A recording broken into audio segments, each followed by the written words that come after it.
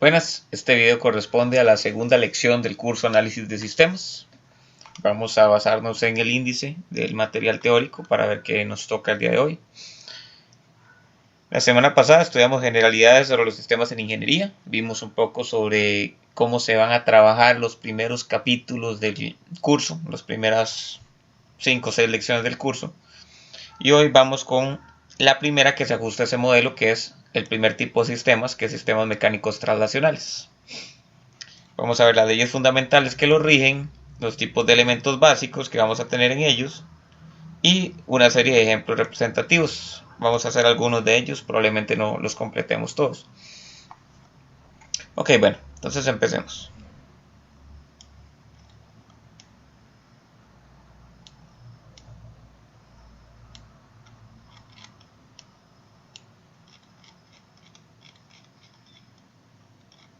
Todo esto es materia vieja y aquí estamos con el tema del día de hoy.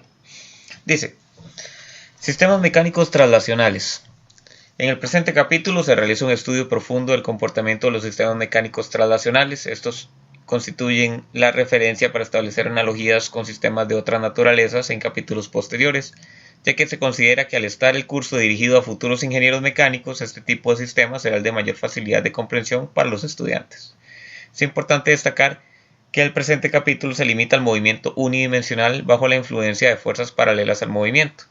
A pesar de esto, las ecuaciones y los análisis para sistemas bidimensionales o tridimensionales pueden deducirse a partir de los conceptos aquí estudiados.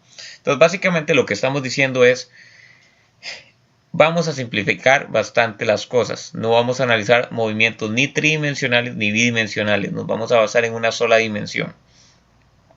Esto porque ya el simple hecho de introducir el movimiento bidimensional hace que la complejidad sea suficiente como para abarcar mucho tiempo el semestre y no nos da chance de cubrir todo lo que hay que cubrir. Entonces nos vamos a limitar a una dimensión.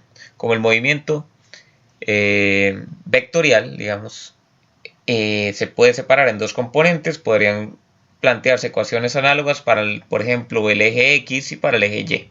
Entonces no hay mayor reto en el paso de movimiento unidimensional al movimiento bidimensional. Lo que pasa es que existen muchos problemas y casos particulares que habría que analizar y por eso es que no nos da chance.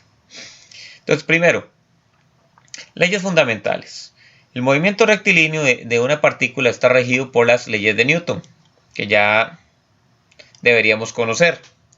Estas conforman los cimientos de la mecánica clásica e introducen los fundamentos que establecen el modelo matemático más popular para el movimiento de los cuerpos. Estas leyes se enuncian a continuación. Entonces, simplemente un breve repaso. Primera ley de Newton. En ausencia de fuerzas externas, todo cuerpo conservará su rapidez y la dirección de su movimiento. Segunda ley de Newton. La fuerza neta que actúa sobre un determinado cuerpo es igual al cambio en la cantidad de movimiento del cuerpo en cuestión. Matemáticamente, el vector fuerza es igual a la derivada de el producto de la masa como función del tiempo por el vector velocidad, que es una función del tiempo a su vez. Para el caso de la masa constante, entonces lo que tenemos es la forma típica de la forma más usual de la segunda ley de Newton, que es que la fuerza resultante es igual a masa por la derivada de la velocidad, o fuerza es igual a masa por aceleración. Cuando se tiene más de una fuerza, entonces tenemos que la sumatoria de fuerzas es igual a masa por aceleración. Y aquí estamos asumiendo masa constante. En el caso en que la masa no sea constante, deberá aplicarse esta derivada, donde van a aparecer un término asociado al cambio de la velocidad, tal y como más un término asociado al cambio de la masa, que no es muy usual en la mayoría de ejemplos. Por último tenemos la tercera ley de Newton, que dice que si un cuerpo A ejerce una fuerza sobre un cuerpo B, el cuerpo B ejercerá una fuerza sobre el cuerpo A de igual magnitud y con dirección opuesta. ¿De acuerdo? Ok, entonces vamos a hablar, aquí viene otra sección del documento, pero para no leer, vamos a repasar un poquito de lo que vimos en lecciones anteriores.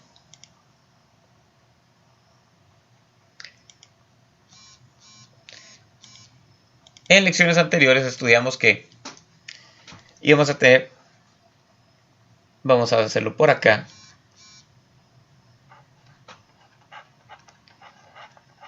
dos tipos de variables.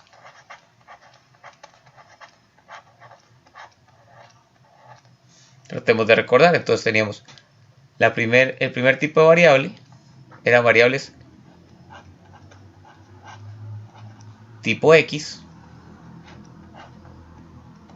que iban a estar asociadas al movimiento.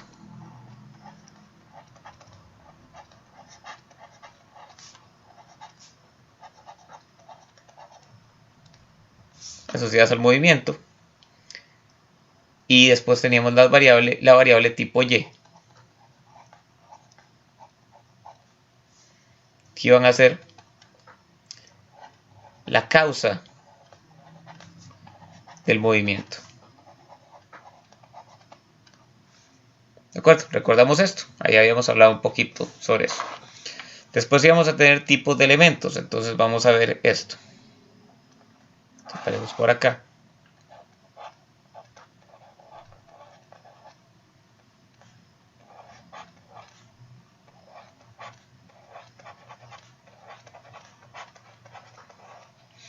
Nada más recordemos aquí un poquito. Tenemos elementos activos.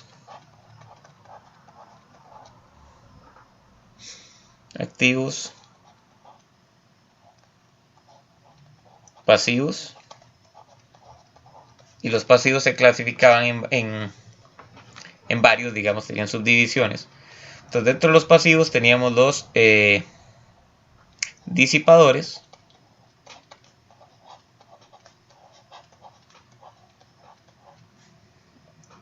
Y los almacenadores.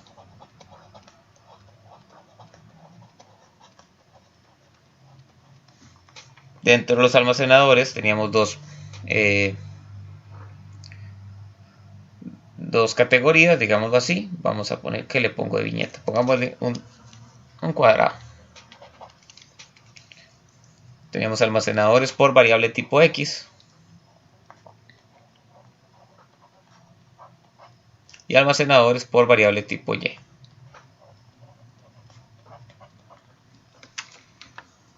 Y no, aquí está haciendo falta algo más.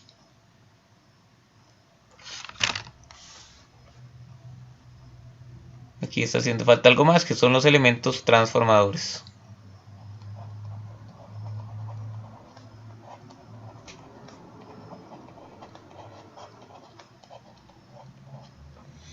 Básicamente estos son los tipos y digamos, básicamente esto es lo que vimos en la clase pasada, a grandes rasgos. La cosa es ahora, esto lo íbamos a aplicar a todos los tipos de sistemas, excepto los sistemas térmicos que se comportan un poco diferente. En el caso de nosotros, digamos, en el caso del día de hoy, del video actual, del tema en el que nos encontramos, tenemos que identificar cada uno de estos para los sistemas mecánicos traslacionales. Entonces, hagamos esto para sistemas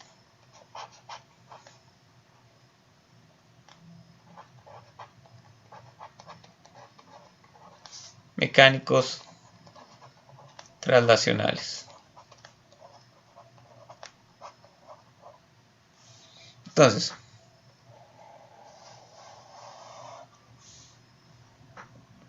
veámoslo así.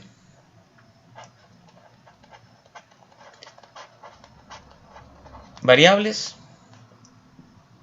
Ok, en sistemas mecánicos traslacionales, ¿cuál podría ser el tipo de variable? Tipo X. Digamos, lo dije raro. ¿Cuál podría ser la variable tipo X en los sistemas mecánicos traslacionales? Bueno, vamos a tener que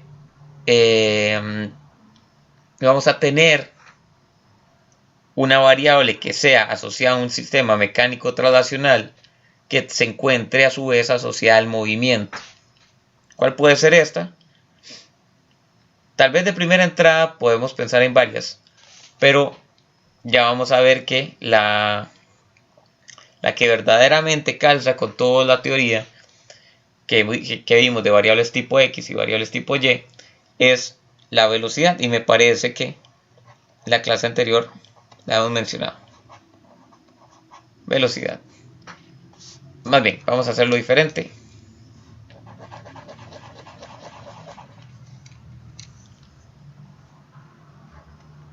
Variable tipo X va a estar asociada a velocidad. La variable tipo Y, ¿cuál es la causa? ¿Qué es lo que hace que las cosas se muevan?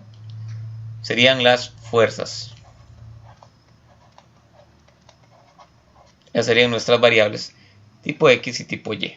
Aquí lo que estoy diciendo es el resumen de lo que dice el documento. Ok, ya tenemos esto. Ahora pensemos en los elementos.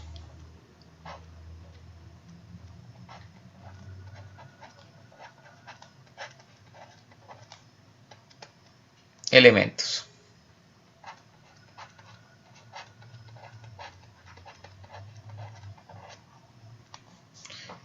Elementos activos. ¿Cuáles son aquellas entidades o aquellas propiedades que tienden a incrementar la energía en mis sistemas mecánicos traslacionales? Vendrían a ser las fuerzas externas que actúan sobre los cuerpos, ya que ellas son las responsables de introducir energía porque ejecutan un trabajo sobre el sistema. Entonces, los elementos activos vendrían a ser fuerzas externas. Puede sonar raro que eso sea un elemento, una fuerza, pero así lo vamos a tratar. Fuerza externa. Fuerzas externas. Vamos con elementos pasivos.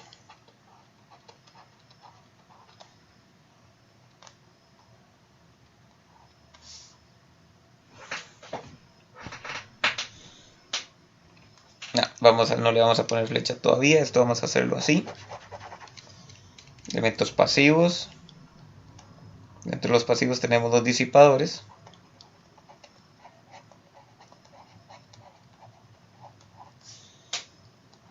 Que van a ir asociados a fricción.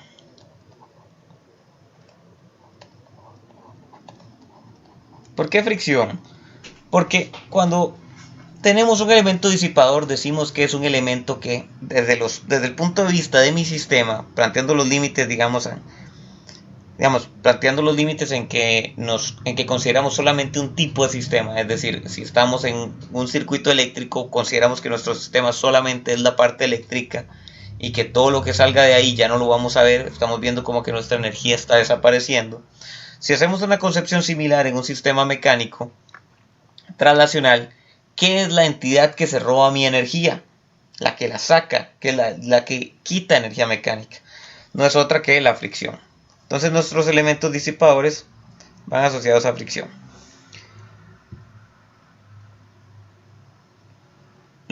El otro tipo de elementos pasivos son los almacenadores.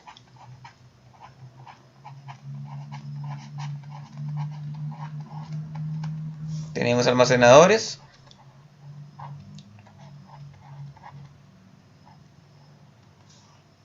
Por X, ¿cuál es un elemento? Ok, estamos pensando en un elemento almacenador por variable tipo X. Cuando decíamos almacenador, decíamos que era almacenador de energía. En este caso, almacenador de energía por variable tipo X. Nuestra variable tipo X, recordemos que es la velocidad. Entonces, ¿cuál puede ser un elemento de un sistema propio de un sistema mecánico traslacional que almacena energía según su velocidad? Si recordamos, tal vez si recordamos un poco de física y de mecánica 2, podemos concluir que es la masa. Una masa, la energía, vamos a ver, ¿cómo podemos decirlo? La energía cinética, recordemos que la energía cinética está por un medio de la masa por la velocidad al cuadrado. Entonces, vemos que la energía es una función de la velocidad. Cuanto mayor velocidad, más un cuerpo almacena energía. Pensemos en ahora vamos a la variable tipo Y. Por variable tipo Y.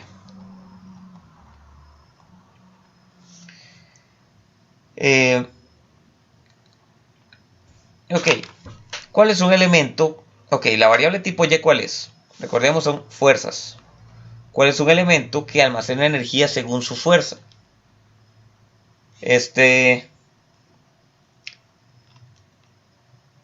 De primera entrada puede parecer un poco raro, pero en la parte de teoría vamos a ver que no son otros más que los resortes. Cuando se tiene una gran compresión, el resorte tiene una gran fuerza y al mismo tiempo tiene una gran energía almacenada. Seguidamente, ya para finalizar, esto no va aquí. Vamos a ir a elementos transformadores.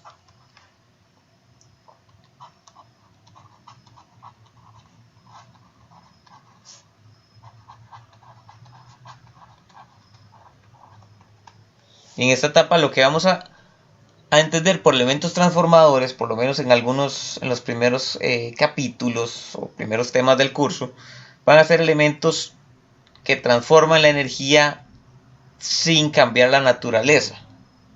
Y en este caso, el que vamos a entender es los sistemas de poleas. Son los sistemas de poleas.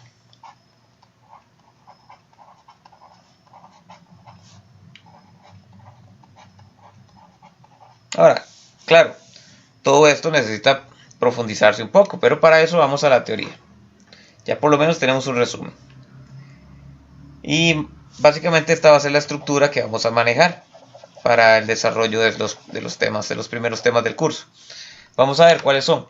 Para cada uno de los tipos de sistemas, en este caso sistemas mecánicos traslacionales, en esta semana en particular, lo que vamos a hacer es estudiar el tipo de variables, que para este caso es velocidad, la variable tipo X, y fuerzas, la variable tipo Y. Y después los tipos de elementos, los activos, que en este caso son fuerzas externas, los pasivos, disipadores, que son la fricción, almacenadores, por X son las masas y por Y son los resortes. Por último, los elementos transformadores son los sistemas de poleas. Pasemos ahora a la teoría para profundizar un poco más, pero ya tenemos una visión general de cómo es que vamos a, o de con qué elementos vamos a trabajar en este tipo de sistemas. Entonces, aquí hay que recordar algo. En la semana pasada, o en la lección anterior, mejor dicho, estudiamos que la potencia iba a ser el producto de una variable tipo Y por la variable tipo X. Ok, y recordemos que la potencia mecánica no es más que el producto de la velocidad por la fuerza. Entonces ya podemos identificar, ok, si mi potencia está por el producto de una variable tipo X por una variable tipo Y una de ellas va asociada al movimiento y la otra es la causa del movimiento, podemos fácilmente asociar velocidad a variable tipo X y fuerza a variable tipo Y. ¿De acuerdo?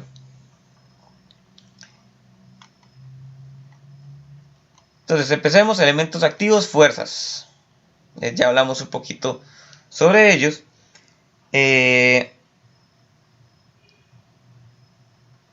Voy a leer un poco lo que viene por aquí. Dice, a pesar de en ocasiones no constituir un objeto físico, los elementos activos correspondientes a los sistemas mecánicos traslacionales son las fuerzas, ya que son las encargadas de introducir o extraer potencia de los cuerpos en movimiento. Las fuerzas de gravedad, electrostática y electromagnética, así como la tensión de una cuerda o la fuerza de contacto entre dos cuerpos, pueden ser considerados como elementos mecánicos activos. Por otro lado, las fuerzas del resorte y fricción quedan excluidas de este tipo de elementos, ya que son incapaces de entregar una cantidad finita de fuerza durante un tiempo indefinido. ¿Verdad? Recordemos que esa era la definición de elemento activo. Aquí hay un comentario que quiero hacer sobre esto. Vamos a hacer una página nueva. Son conceptillos ahí básicos que nos van a ser útiles y que se tienden a ser olvidados. Entonces consideremos, ¿verdad?, el sistema básico de un bloquecito puesto en una superficie por aquí. El bloquecito tiene una masa M y vamos a aplicar una fuerza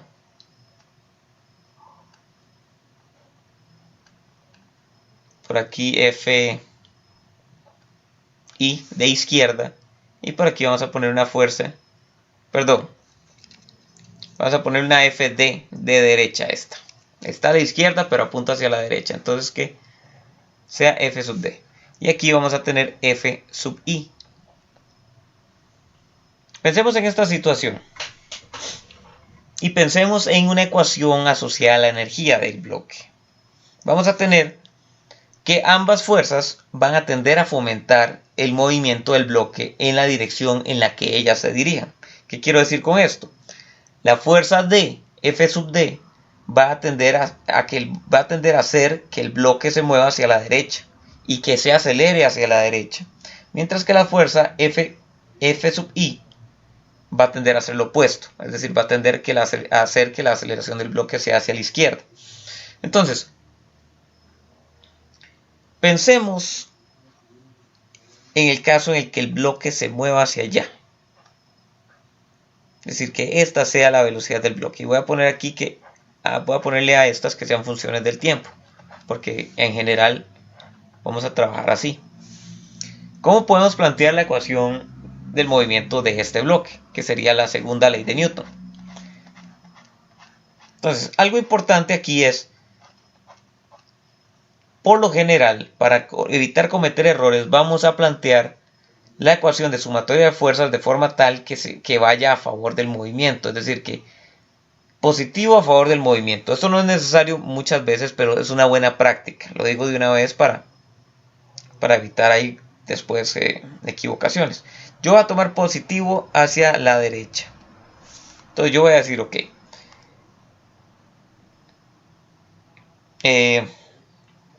Masa por la derivada de la velocidad con respecto al tiempo va a ser igual a la fuerza sub D, la que apunta hacia la derecha, menos la fuerza sub I, que apunta hacia la izquierda. Aquí tenemos la primera, una concepción o una forma de estudiar el fenómeno. Podemos plantear una segunda forma de este fenómeno.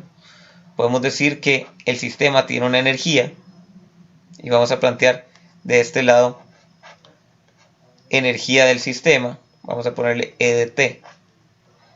DDT, la tasa de cambio de la energía del sistema, va a ser igual a la potencia asociada a la fuerza a la derecha menos la potencia asociada a la fuerza de la izquierda.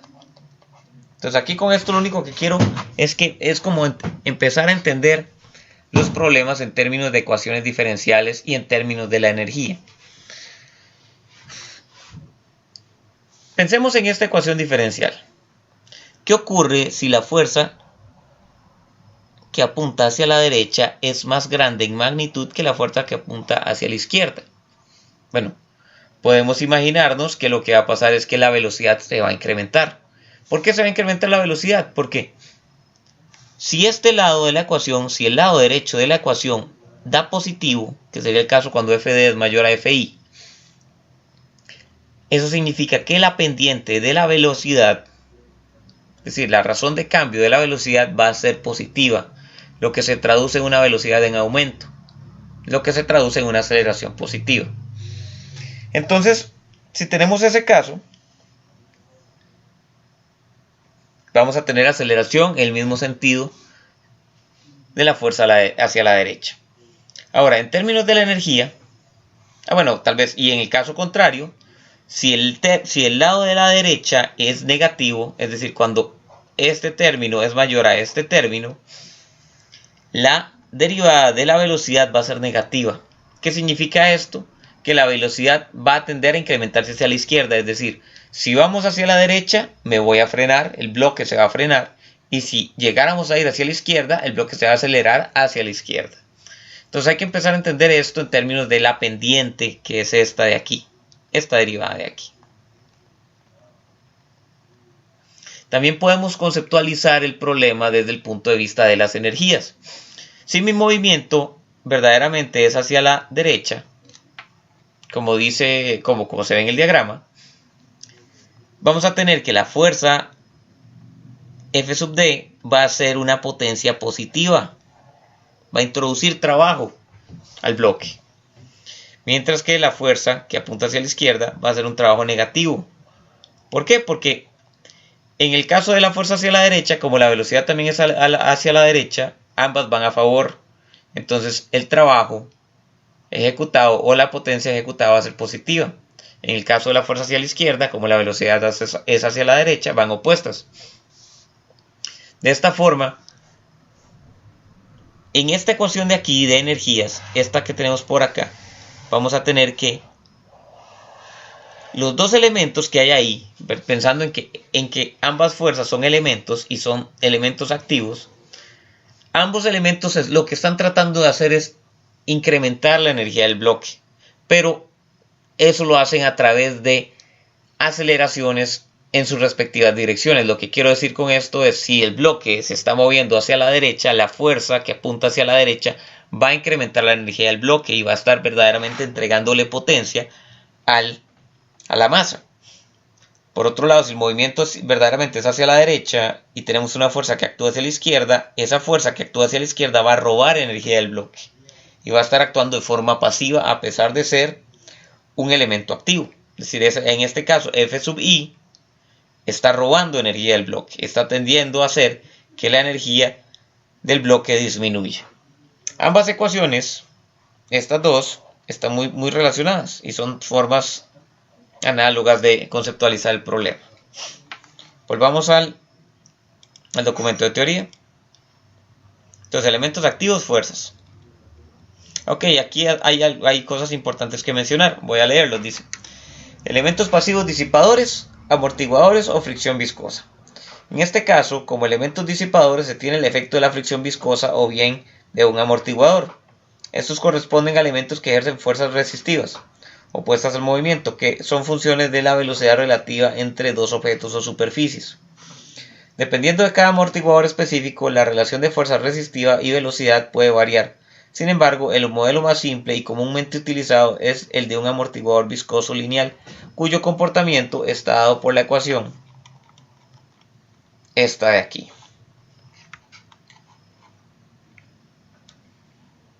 Ahora, lo que hemos dicho es totalmente nuevo. Me parece que esto no se ha estudiado en ningún curso anterior a este. Las fuerzas de fricción nosotros las hemos estudiado como que son el producto de un coeficiente por una fuerza normal. Un coeficiente de fricción por una fuerza normal, ¿verdad? Cuando se trata de un mu cinético, y cuando se trata de fricción estática tienen un valor límite que está dado por mu sub s por la fuerza normal. Ahora, la fricción con la que vamos a trabajar en este tipo de, o en este curso, o en los análisis asociados a este curso, va a ser predominantemente este que tenemos en pantalla. Voy a continuar leyendo para ver si se menciona las razones, y si no se mencionan, pues las explicaré. Algo importante aquí es fuerza de fricción, es la fuerza resistiva ejercida por el amortiguador. Vt representa la velocidad relativa entre las superficies amortiguadas. B se conoce como constante o coeficiente de amortiguamiento. Entonces vamos a decir que la fuerza de fricción o la fuerza resistiva va a ser igual a menos B, que es un coeficiente que llamamos coeficiente de amortiguamiento, por una velocidad relativa. La velocidad es relativa entre las superficies que están sujetas a fricción. La fricción siempre va a ir asociada a dos superficies. ¿Y qué es el menos? ¿Qué representa el menos? A mí me gusta que se entienda que este menos no forma parte de la ecuación como tal, sino que es algo conceptual. Es algo que debemos entender, que la fricción es opuesta al movimiento relativo de las superficies sujetas a la fricción. Y creo que es algo que uno intuitivamente maneja, pero a veces uno tiende a cometer el error de incluir el menos dos veces. Por ahora, ignoremos el menos, pensemos que el menos es una cuestión ahí conceptual, y entonces en algunas ocasiones vamos a ver esta ecuación sin ese menos. El concepto es lo que es importante. Y ahí pronto vamos a ver cómo es que se aplica. Por ahí dice: la ecuación 11 puede modelar varios fenómenos. Generalmente este modelo representa el comportamiento de cuerpos en contacto con fluidos. Esto incluye múltiples ejemplos dentro de los que se encuentran el movimiento de un automóvil en una carretera sometido a la fuerza resistiva del aire, la caída de un paracaidista donde la fricción con el aire hace que alcance una velocidad terminal segura para su descenso, y después el deslizamiento de un cuerpo sobre superficies lubricadas.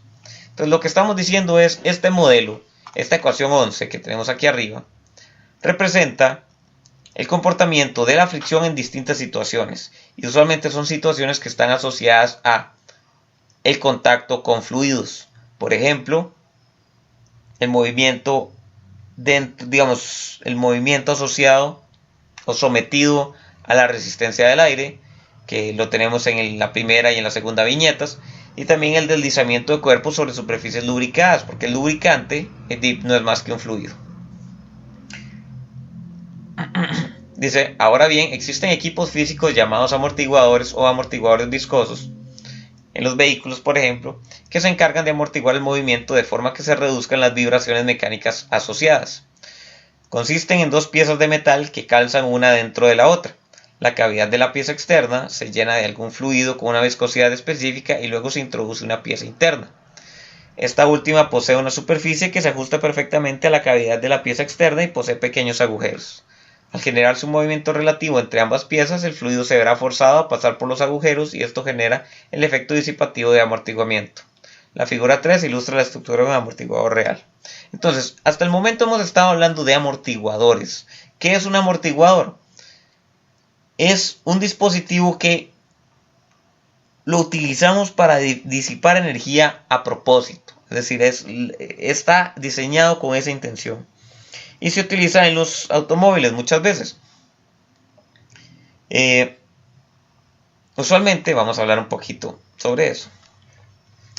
Usualmente, las suspensiones están compuestas de dos partes, un resorte y un amortiguador. Entonces pensemos que el carro, pensemos en el automóvil como algo así, algo como esto.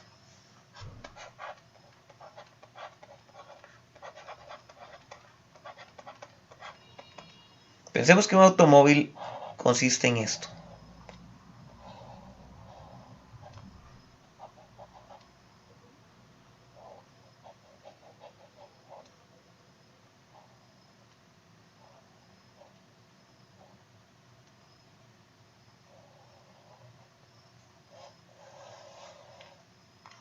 Voy a tratar de dibujarlo un poco mejor a como lo iba a hacer inicialmente.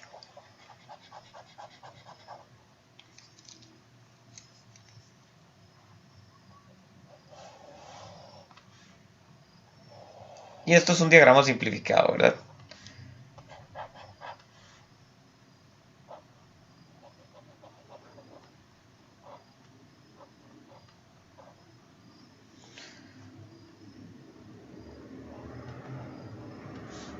Pensemos que el carro está representado por este dibujito que estoy teniendo yo aquí.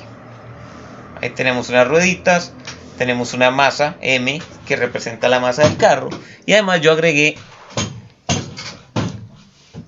4 cosillas por aquí. Esas cosillas me refiero a esto. Una es un resorte que lo podemos identificar y la otra es un amortiguador. ¿Y a qué, digamos, cuál es la idea de esto? La idea es que si el automóvil va a pasar por un, digamos que un bache o por un muerto, pensemos en un muerto,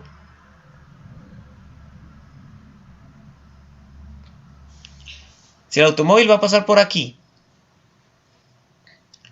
yo no quiero que la gente se me golpee, ¿cierto? Entonces pensemos qué pasaría. Vamos a ver el porqué de estos dos cosillas, de esas dos cosillas que están por ahí. Vamos a borrarlas.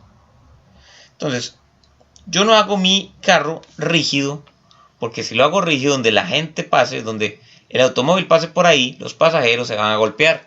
Entonces yo digo, ok, yo quiero que la gente no se me golpee. Entonces voy a agregar resortitos. Por aquí, uno por aquí y otro por acá. Ok, muy bien, pero resulta que el automóvil pasó.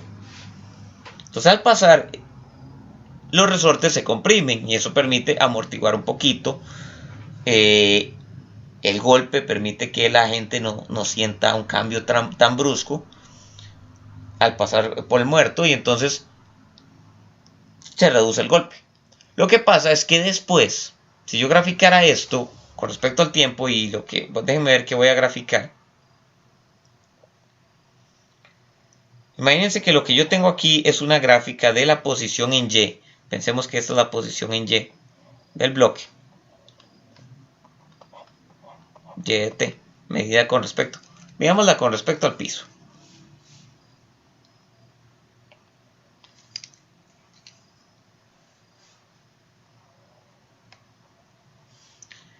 Y midámosla a partir del instante después de pasar por el muerto. Si yo grafico y de t con respecto al tiempo, luego, digamos que después de este punto, y de t va a ir variando. ¿Por qué? Porque los resortes van a empezar a oscilar. Y entonces, ¿qué ocurre? Va a ocurrir un movimiento como este. Y de t va a ir variando con el tiempo, con un comportamiento como movimiento armónico simple. Ya, el dibujo no me está quedando muy bonito, no importa. La cosa aquí es cómo se traduce esto en la vida real. Se traduce en un movimiento oscilatorio que perdura durante un tiempo apreciable. Básicamente, podremos decir que es movimiento de carro de reggaetonero. Ahí está. Entonces yo no quiero que al pasar por un muerto mi carro oscile constantemente como carro de reggaetonero. Yo lo que necesito es que estas oscilaciones se disipen, ojalá rápidamente. Entonces yo no quiero este comportamiento. Yo quiero que mi golpe inicial no sea tan grande, pero tampoco quiero que mi carro vaya ahí pegando brincos. Entonces lo que voy a hacer es que voy a agregar un dispositivo que se va a encargar de disipar la energía asociada a las oscilaciones.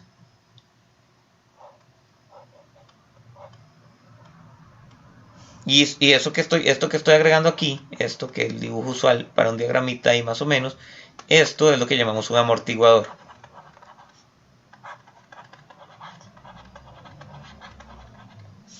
Entonces esto no permite que se den oscilaciones, pero que esas oscilaciones se disipen.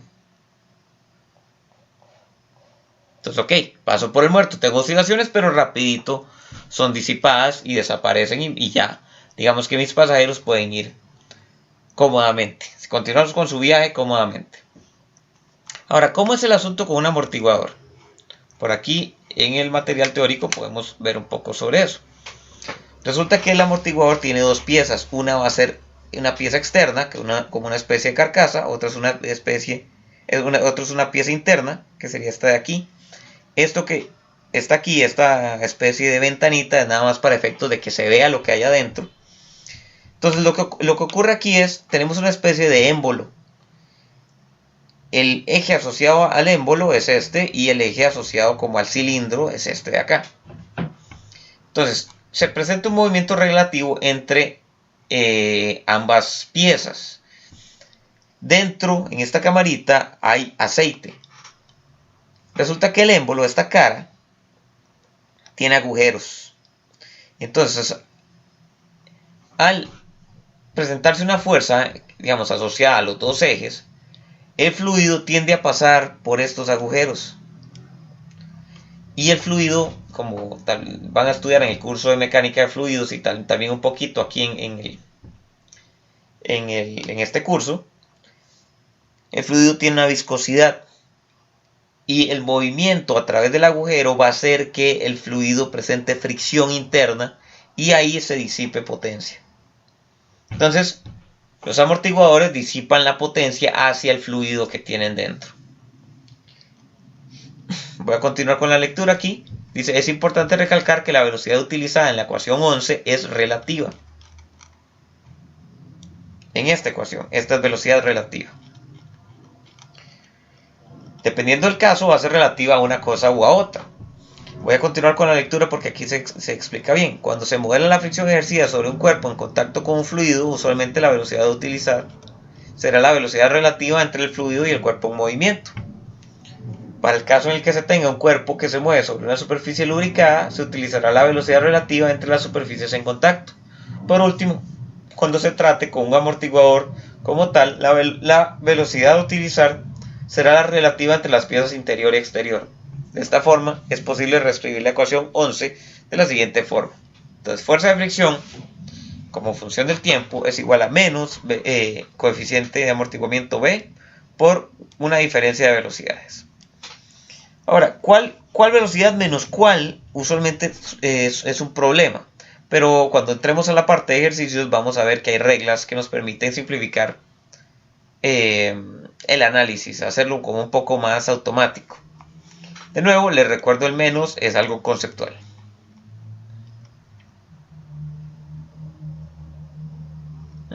Ok.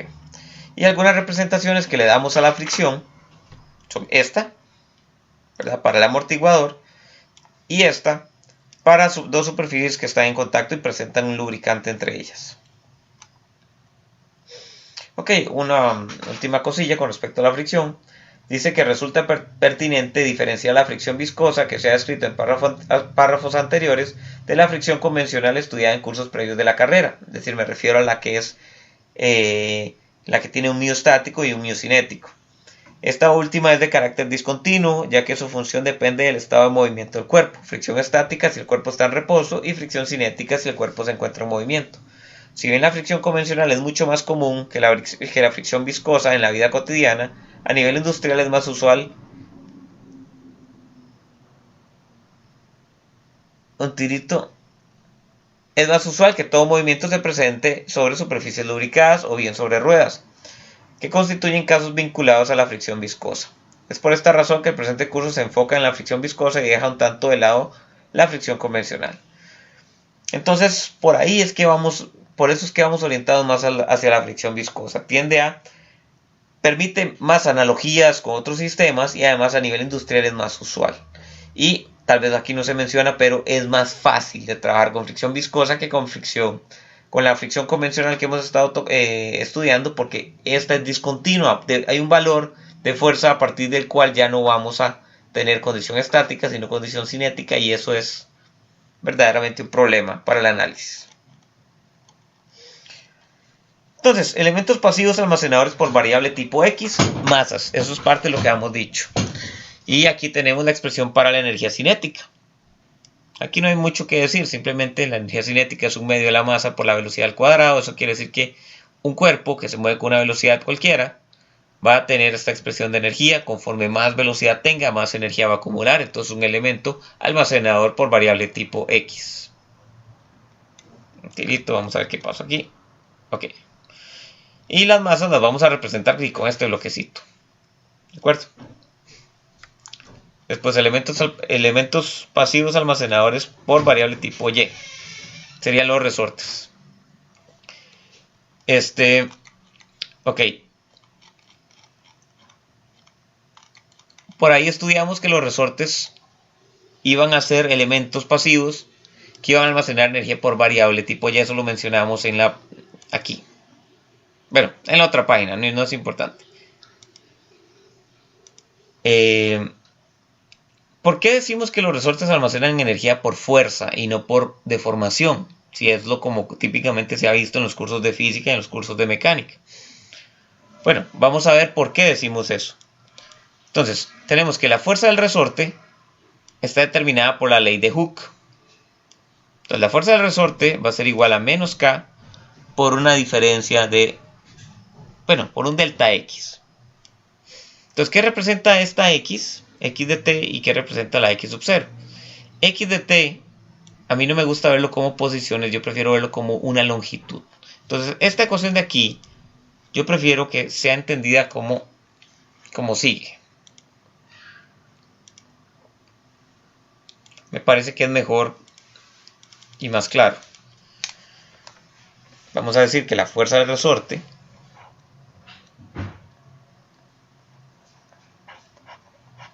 va a ser igual a menos. De nuevo, el menos es conceptual, lo que indica es que la fuerza se opone hacia donde se está moviendo o hacia donde se está estirando el resorte. Tenemos una constante K y aquí vamos a entender que esto es L de t menos L sub 0. Es decir, la longitud, esto es longitud natural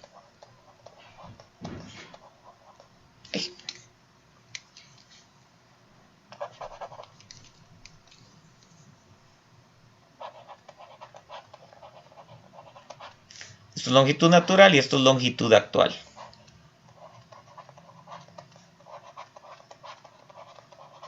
¿De qué? Del resorte. Entonces, a mí al final de cuentas lo que me interesa saber es, ¿el resorte está estirado o está comprimido? Y eso nos va a decir, eso nos lo va a dar esta resta de aquí. De nuevo, aquí hay que ver cómo se manejan los signos y eso lo vamos a ver bien hasta que lleguemos a la sección de ejemplos.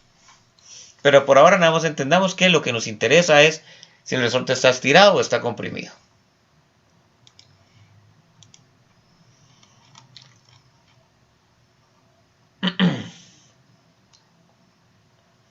Dice, ahora bien, estoy leyendo aquí. Ahora bien, en cursos anteriores se estudió que los resortes son dispositivos capaces de almacenar energía en forma de deformación elástica. Esto sí lo hemos visto, esto no es nuevo.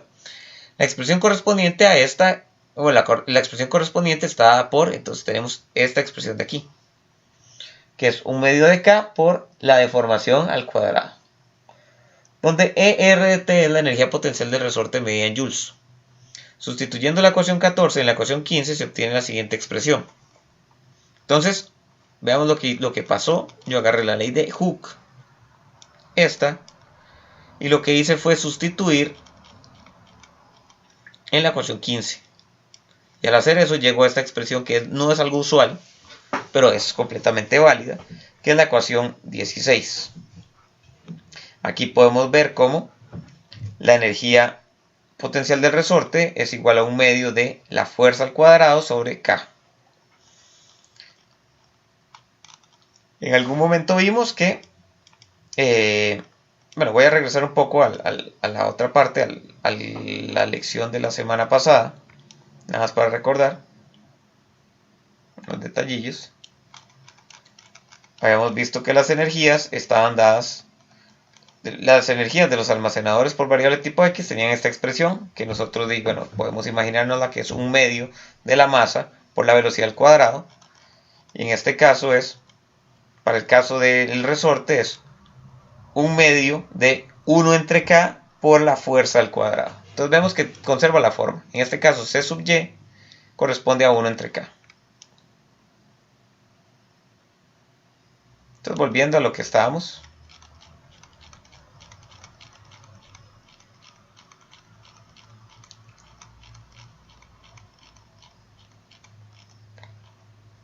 Los resortes los vamos a representar ya sea con un símbolo de esta forma, un poco más elaborado, o un símbolo más simple, que es este de aquí, y están caracterizados por la constante elástica K. Ok, y ahora sí, elementos transformadores, que serían los sistemas de poleas, como lo hemos mencionado anteriormente. Ok, hablemos un poquito sobre esto. Dice, un sistema de poleas constituye un arreglo mecánico que permite transformar una fuerza y una velocidad de forma tal que cuando una de ellas se incrementa por un factor determinado, la otra disminuye en la misma proporción. Entonces, hágase alusión a la figura 7. Entonces vamos a hacer alusión a la figura 7. Aquí lo que tenemos es un juego o un sistema de poleas. Aquí no vamos a trabajar con sistemas de poleas complejos como se ven en mecánica 2. Simplemente vamos a trabajar con sistemas que poseen una estructura similar a esta. Vamos a identificar aquí como una tablita donde vamos a conectar cosas y otra tablita por acá donde vamos a conectar otras. Cada una de esas tablitas va a estar asociada o va a tener una velocidad asociada y una fuerza asociada.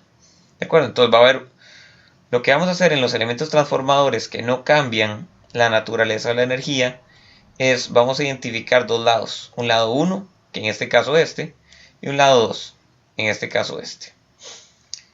Lo que se menciona aquí arriba es que uno de esos lados va a estar asociado a una fuerza grande y el otro lado y a una velocidad pequeña, y el otro lado va a estar asociado a una velocidad grande y a una fuerza pequeña.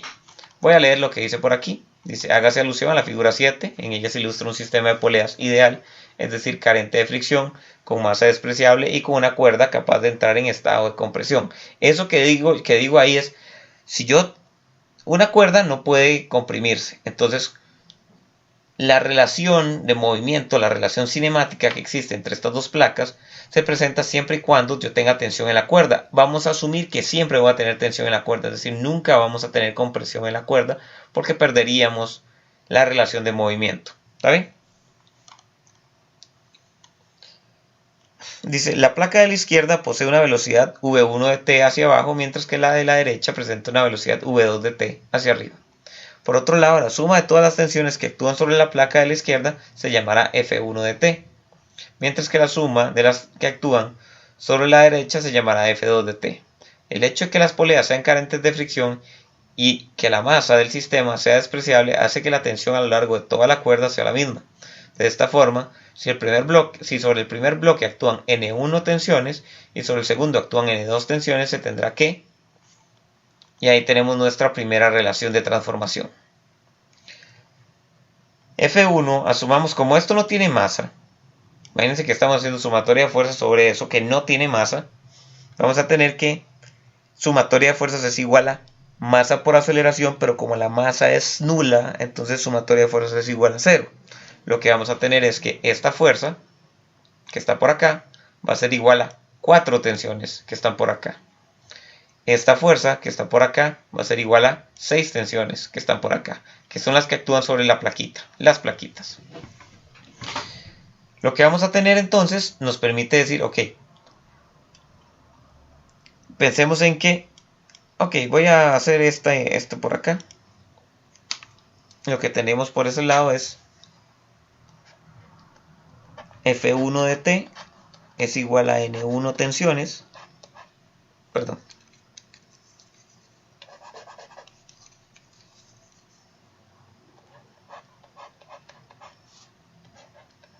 F2 de T es igual a N2 tensiones.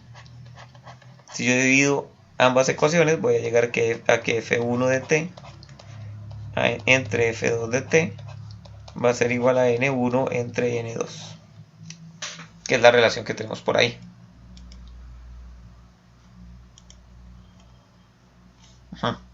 Por otro lado, si se considera que la cuerda nunca pierde su tensión, lo cual es una suposición bastante válida en la mayoría de los casos, o bien que ésta pudiera entrar en compresión por cada metro de cuerda recogido por la placa de la izquierda en su descenso, N2 entre N1 metros de cuerda deberán ser liberados por el ascenso de la placa de la derecha.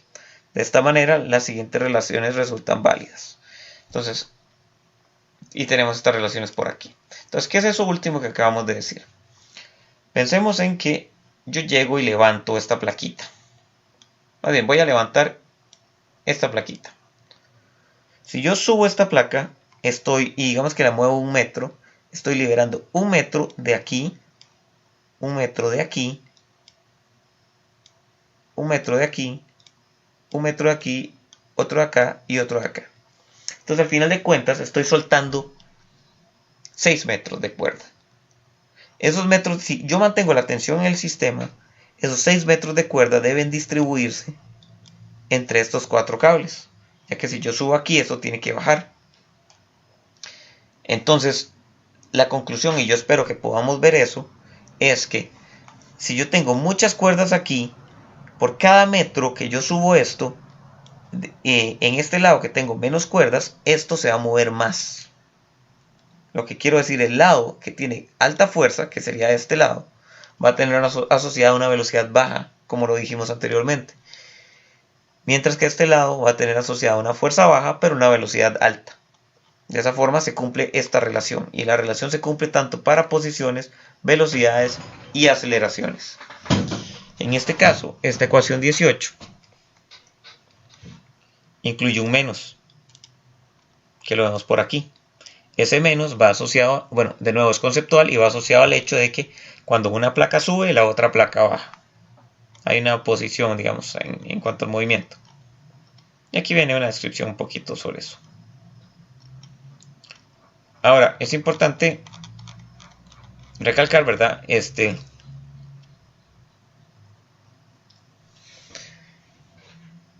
Si las placas se mueven, ok, imagínense que yo aquí cuelgo un bloquecito y el bloquecito es el que se encarga de poner en movimiento esto, es decir, hago un bloquecito por aquí y cuelgo otro bloquecito por aquí. Entonces yo tengo esos bloques colgando de estas placas. El movimiento, digamos que gana el del lado izquierdo, entonces el movimiento se va para acá. Si tenemos eso, vamos a tener que sobre esta placa se está ejerciendo un trabajo positivo, mientras que vean las direcciones de las flechas. Mientras que sobre esta placa se está ejerciendo un trabajo negativo, porque las flechas van opuestas. Lo que hace un elemento transformador es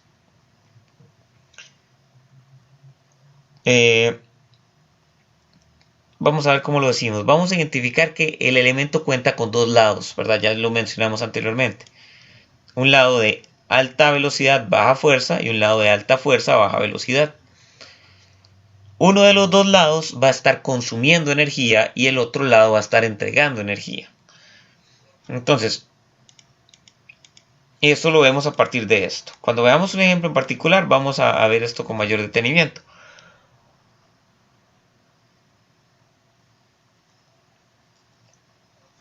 Pero en este caso, digamos, si yo considero un bloque aquí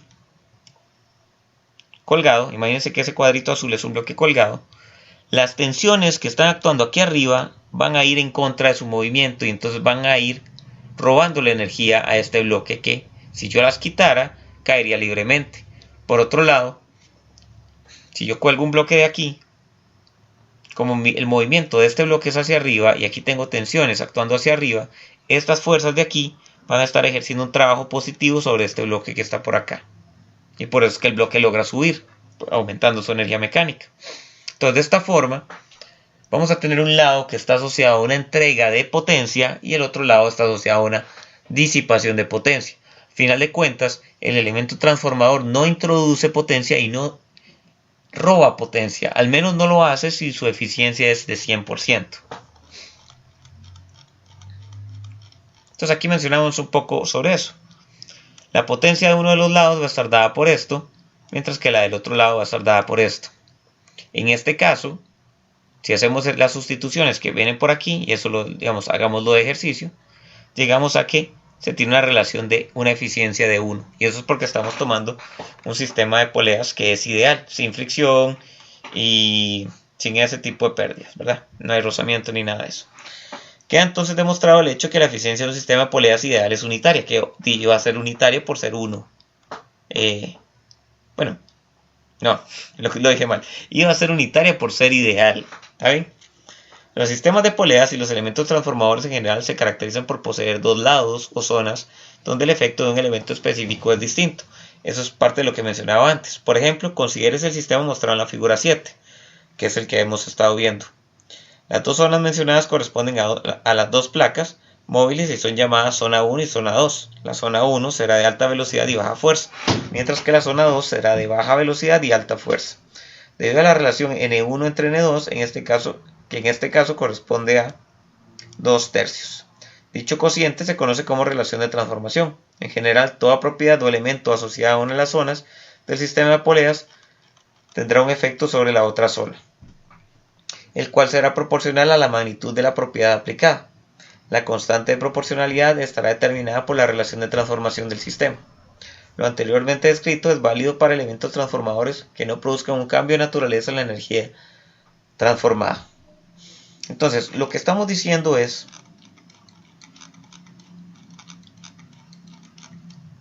al yo colocar elementos en esta placa, estoy haciendo que esos elementos tengan un efecto sobre esta otra placa. Lo que quiero decir con esto es, imagínense que yo conecto un resorte de este lado. Ese efecto elástico se va a sentir de este lado. Lo que pasa es que no voy a sentir el mismo efecto, es decir, no voy a sentir que tengo un resorte con la misma constante que la que tengo aquí, sino que esa propiedad, al sentirse desde otra zona del elemento transformador, se va a sentir diferente. Entonces, vamos a entender el concepto de reflejar a traducir el efecto de un lado del elemento transformador hacia el otro lado. Es decir, ¿qué tanto se siente ese resorte de este lado? No se siente exactamente igual. Puede sentirse más rígido o menos rígido. Y de ese cambio en la propiedad, de cómo se siente esa propiedad, dependerá de la relación. Y tal vez no lo he mencionado, pero N1 y N2 corresponden al número de tensiones, ¿verdad? Tal vez, y si lo dije muy por encima. Entonces, en este caso, N1, que es el asociado a la placa 1, corresponde a 4, porque son 4 tensiones las que actúan sobre esta plaquita. Del otro lado tenemos 6 tensiones actuando sobre la plaquita.